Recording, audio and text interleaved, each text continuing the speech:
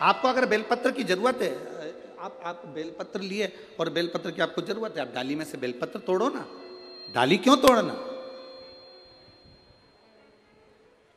आप उस बेलपत्र का प्रयोग करो। शंभु शरणे पड़ी मांगू घड़ी रे घड़ी, दुख काटो दया करी ने दर्शन। आपको जरूरत है, आप ले बेलपत्री का पत्ता। एक बेलपत्री के पत्ते में क्या औषधि है, जिस दिन आप जान जाओगे उस दिन बेलपत्री के पेड़ को कभी नहीं तोड़ोगे। हां, बेलपत्री का वृक्ष सूख गया, हरा नहीं रहा, पत्ते नहीं है, हरापन नहीं है, पूरा सूख गया। बेलपत्री के वृक्ष को बजा कर देखो, पूर्ण तरह से अगर सूख गया है, तब उसकी जो जड़ निकाली तुमने, उस जड़ को निकालकर इधर उधर फेंकना नहीं, उसका चंदन बनाकर एक मुठिया बनाकर तैयार रखो।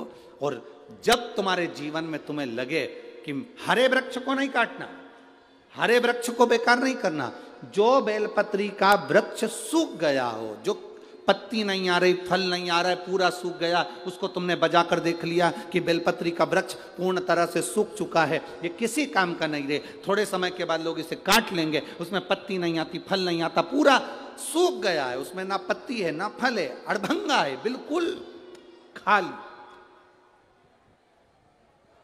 उस बेलपत्री के वृक्ष की जड़ को, उस तने को, उसको निकाल लो और उसकी एक अच्छी मुठिया बनाकर तैयार हो।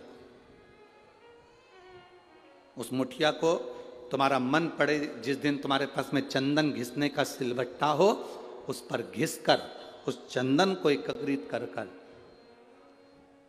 एक प्रदोष, एक शिवरात्रि हर महीने आती है, प्रदोष हर महीने आती है, सोमवार की अष्टमी 2-2, 3-3 महीने में जरूर आती है।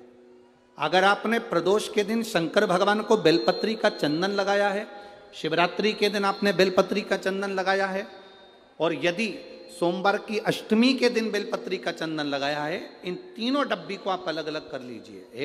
एक डब्बी रख लो आपके पास में कि मैंने सोमवार की अष्टमी के दिन बाबा को चंदन का लेपन करा है और बेलपत्री का चंदन लगाया। उस चंदन को निकालकर शिवलिंग में से निकालकर एक डब्बी में भर कर रख लीजिए, या तो कोई प्लेट में उसको सुखा लो, प्लेट में सुखा लो उसको, और प्लेट में सुखा लो उसको, और या तो गोली बनाकर उसकी गोली बनाकर रख लो। दूसरा, प्रदोष के दिन बाबा को जो तुमने बेलपत्री का चंदन लगाया, परंतु याद रखना हरे वृक्ष की डंडी को नहीं सुखाना है, सूखा हुआ वृक्ष। और यदि आपने प्रदोष के दिन का चंदन बनाया है तो उसको बाबा पर लगाकर उसके लेपन को आप निकालकर उसकी गोली बनाकर ले लीजिए। तीसरा, शिवरात्रि के दिन आपने बाबा को अगर बेलपत्री का चंदन लगाया है तो उसको शिवलिंग पे से उतार कर उसको प्लेट में सुखाकर उसकी गोली बनाकर रख लीजिए। अब प्रयोग करिएगा, कभी मौका मिल जाए तो प्रयोग कर कर देखिएगा।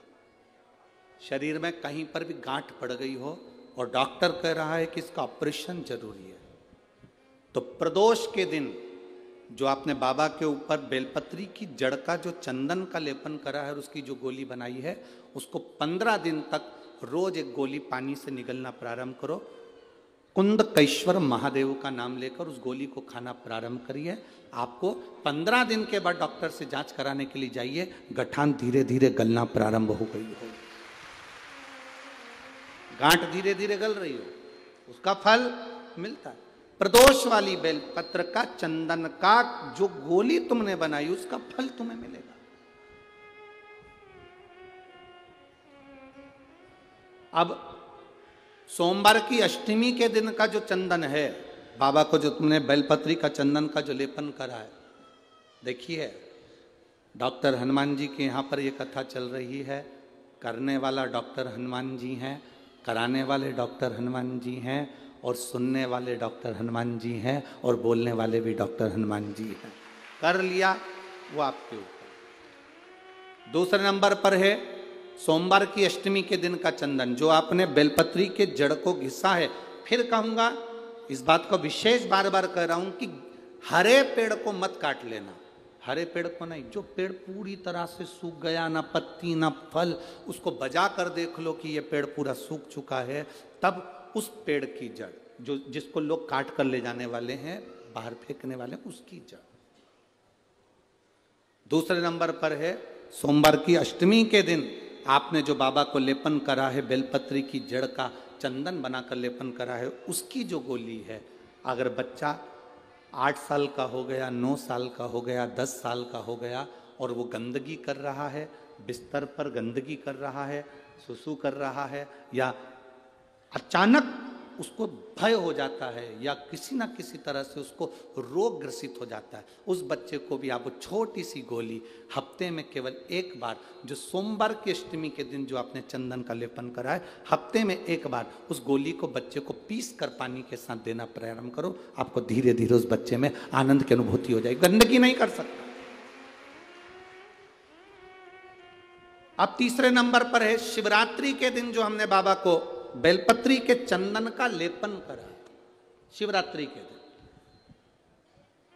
शिवरात्रि के दिन हमने बाबा को जो बेलपत्री का चंदन का लेपन करा, उस चंदन की गोली, कभी डॉक्टर कह दे कि तुम्हारे रीढ़ की हड्डी में गैप हो गया है, तुम्हारी पीछे की जो रीढ़ की हड्डी उसमें गैप हो गया है, या आपकी जो हड्डियां हैं वो कमज़ोर हो गई हैं, या घुटने की हड्डी कमज़ोर हो गई है, कुर्सी पर बैठना पड़ रहा है, तो उस समय पर हफ्ते में 2 बार जो तुमने शिवरात्रि के दिन बाबा को चंदन का लेपन करा और उसकी जो गोली बनाई, वो हफ्ते में 2 बार आप उस बेलपत्री के चंदन की गोली को लेना प्रारंभ करो। रीढ़ की हड्डी में जो गैप होगा वो भराना प्रारंभ हो जाएगा।